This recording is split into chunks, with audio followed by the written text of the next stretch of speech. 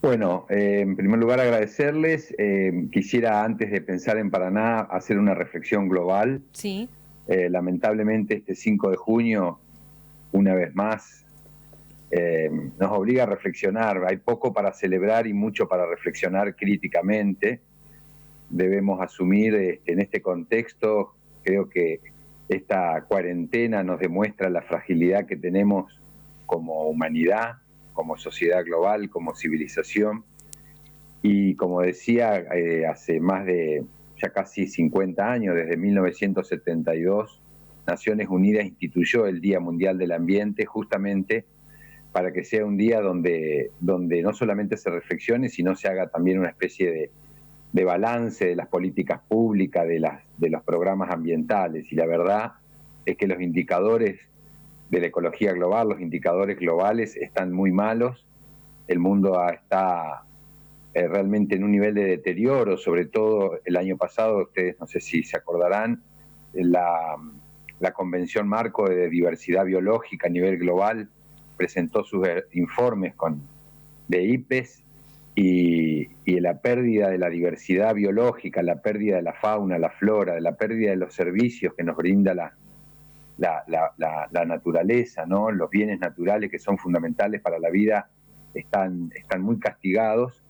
Ese es el contexto global, lamentablemente, un mundo con muchísima gente que tiene que trasladarse kilómetros para poder sobrevivir, los llamados refugiados ambientales. En Naciones Unidas habla de casi 200 millones de personas en el mundo tienen que estar buscando un lugar para sobrevivir, imaginemos esta cantidad. Y en ese contexto, un nuevo 5 de junio nos obliga, como digo, a pensar, ¿no? A pensar el modo de vivir, el modo de relacionarnos con nuestra casa común. En este caso, los paranaenses tenemos que asumir que tenemos un estilo de vida, una cultura ambiental muy débil. Si no, fijémonos en los arroyos de la ciudad de Paraná, la imagen que nos devuelve. Si no, fijémonos en los bordes de la ciudad. Vemos a diario gente, empresas, diferentes tipos de transporte que vuelcan basura en los bordes de la ciudad, y tenemos que ser muy críticos con esto.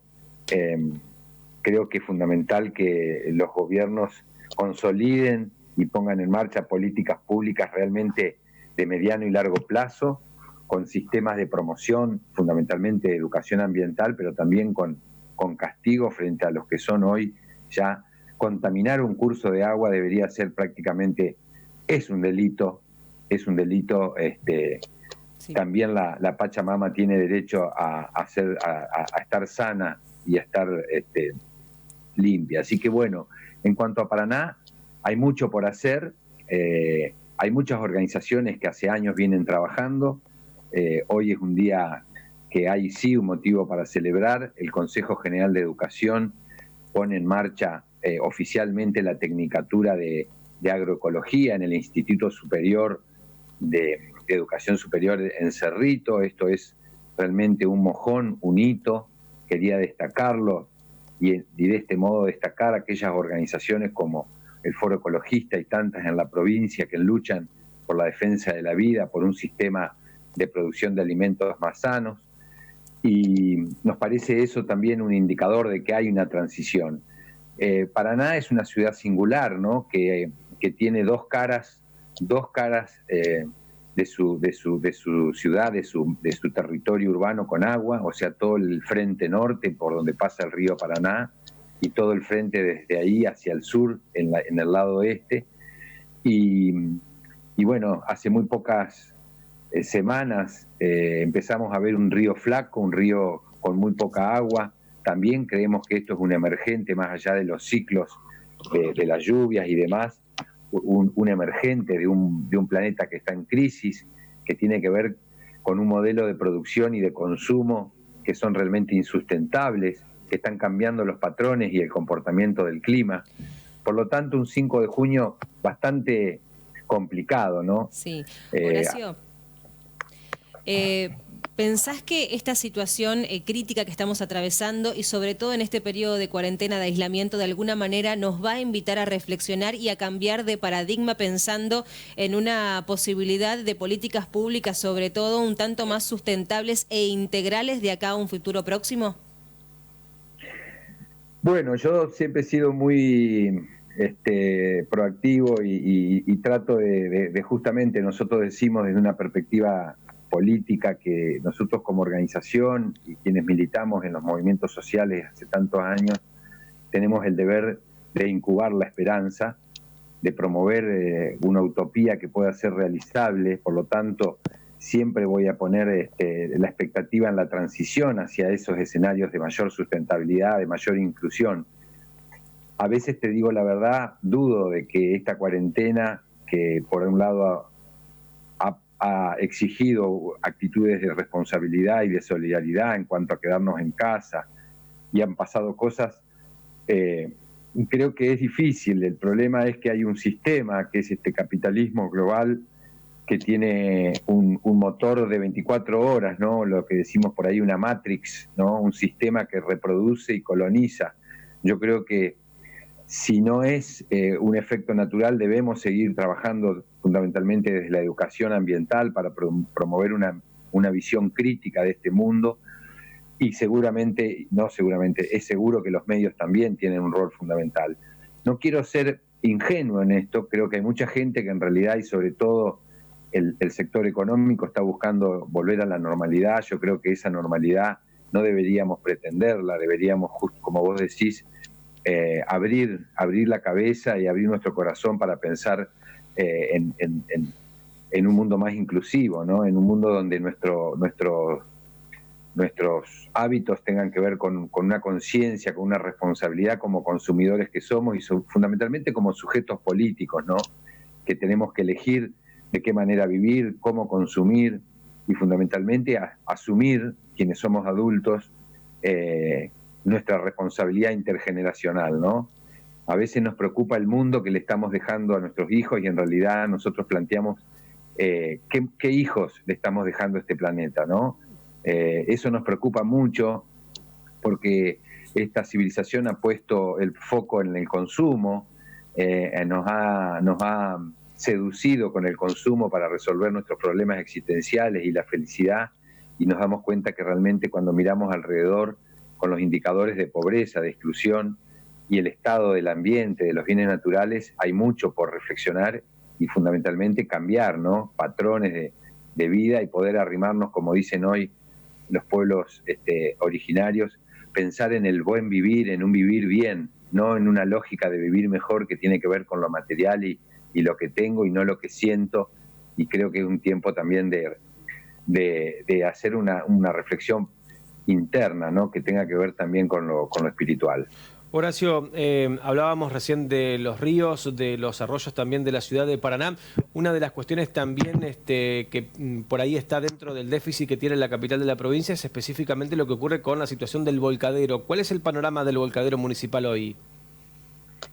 Bueno, el panorama del volcadero es el panorama que venimos viendo en las últimas décadas. Es el destino final de alrededor de 250.000 kilos de residuos domiciliarios y del sector productivo que llegan a ese destino final cuando no llegan a cursos de agua.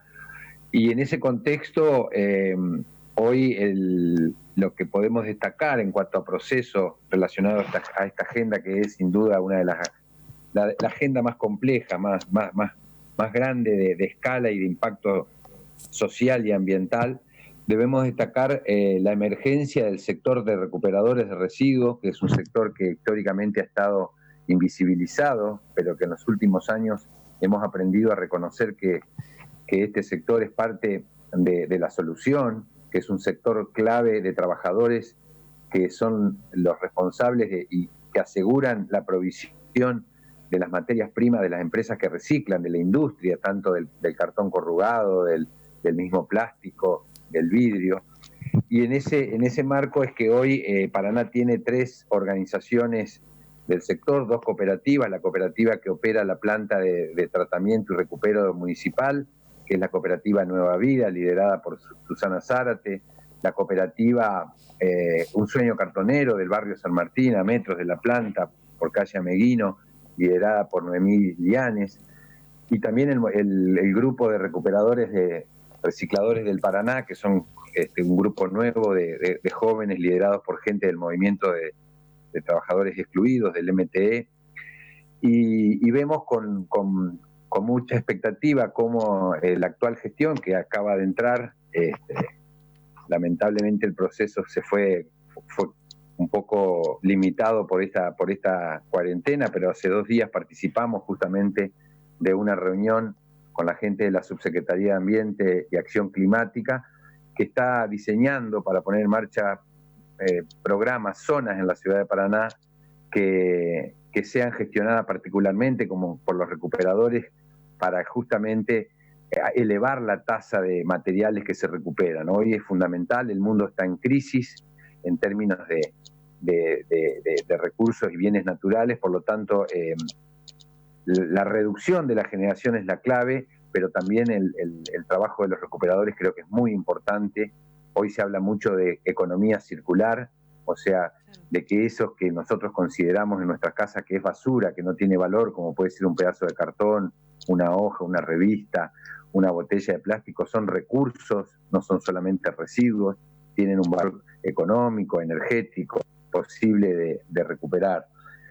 Lamentablemente el volcadero, como preguntás, es una historia de mucho tiempo. Hay un proceso en marcha hace varios años de lo que sería un relleno sanitario para la capital de la provincia, un relleno que pueda confinar, darle un confinamiento a lo que se llama la fracción de rechazo, aquellos residuos que no se puedan recuperar por parte de los recicladores, que no se le pueda dar una valorización.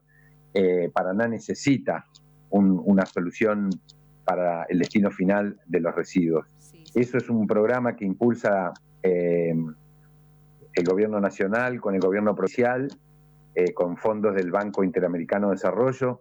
Ojalá, más allá de la discusión, nosotros creemos que no es bueno en esta época de la historia enterrar residuos, confinarlos, pero necesitamos esa solución porque es una fuente de contaminación del aire, del suelo y del agua que hoy, lamentablemente, los residuos que generamos todos los paranaenses están en contacto con los humedales. Ustedes saben que en donde va a parar la basura de Paraná, que es bien al oeste, está sobre el volcadero, lamentablemente el volca municipal, está sobre ecosistemas típicos de nuestro valle aluvial del Paraná, que son los llamados humedales. Ahí, en esos lugares, ya está llegando la basura hace varios años, por lo tanto, en contacto con el agua y con esos ambientes, con esos ecosistemas, generan un impacto negativísimo, pero además un impacto negativo para la salud. Ustedes imaginan las poblaciones, no solamente del barrio, sino de toda la ciudad, que respiramos muchas veces el humo que se genera con la quema de basura. O sea, es un problema grave de muchos años. Quienes trabajamos en esta agenda esperamos que la transición se acelere y podamos involucrar todos los sectores de la comunidad en políticas públicas que resuelvan este tema. Horacio, cortito porque estamos también con los minutos contados para llegar a la próxima hora. ¿Qué es lo que podemos hacer desde nuestras casas para poder aportar también en familia, pensándolo como una actividad de adultos y de niños y niñas también en el marco de este periodo de confinamiento? ¿Qué es lo que podemos hacer en forma diaria para poder de alguna manera contribuir a este cambio de conciencia? Bueno, en principio, como decís vos, reflexionar, sobre todo los adultos que que tienen más tiempo para estar con sus hijos y poner foco, poder observar, por un lado, el consumo que generamos. Nosotros estamos haciendo trabajos de educación ambiental con esquemas virtuales, con algunas localidades como Cerrito, en el programa Cerrito Más Verde, y les promovemos a los chicos que, por un lado, clasificar y separar los residuos en origen, más allá que Paraná no tenga hoy una recolección diferenciada, pero existe una estructura de campanas que en los espacios públicos, en plazas distribuidas en toda la ciudad, que reciben botellas de plástico y otros materiales. Observar esta cuestión del consumo, ¿no? Poder charlar con nuestros hijos, y muchas veces son los hijos los que instalan estos temas acerca de la importancia que tiene la separación en origen, que es fundamental. Y sobre todo, hablar con nuestros hijos sobre el cuidado, ¿no? El cuidado, el paradigma del cuidado, aprender a cuidar no solamente lo que consumimos, sino el agua, la energía, volver a esos hábitos que nuestros abuelos nos enseñaban, de apagar la luz cuando salimos del cuarto, apagar la computadora, aprender a desenchufar las conexiones, las ondas como el Wi-Fi y demás, no solamente por el consumo, sino también por encontrarnos y tener un mayor diálogo. Yo creo que este tiempo, como decís vos, la encerrona, esta cuarentona, que por un lado le ha dado un respiro al planeta, porque hay menos transporte, menos producción y menos consumo, nos puede y nos debe permitir reflexionar acerca de la importancia de aprender a cuidar, justamente.